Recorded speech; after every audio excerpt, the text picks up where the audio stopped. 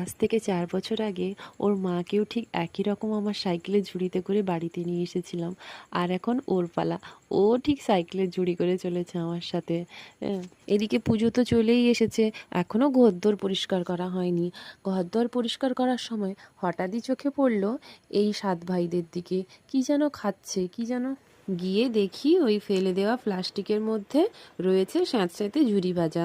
ওদের আর কষ্ট করতে হলো না, আমিই নিজের হাতে দিয়ে এলাম। নে এবার খা তোরা। কিন্তু ওরা ৫ জন এলো, বাকি ২ জন আশেপাশেই রয়েছে, আসছে না ভয়ে। সত্যি এই জিনিসগুলো বড়ই অদ্ভুত না?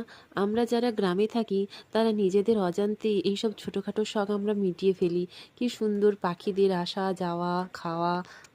এই মায়া ভরা পৃথিবীতে এর থেকে বেশি আর কি চাই বলো? ভিডিওটা ভালো লাগলে অবশ্যই সাবস্ক্রাইব করো, আর লাইক শেয়ার কমেন্ট করতে তো একদমই ভুলো না। আজ তবে আসি।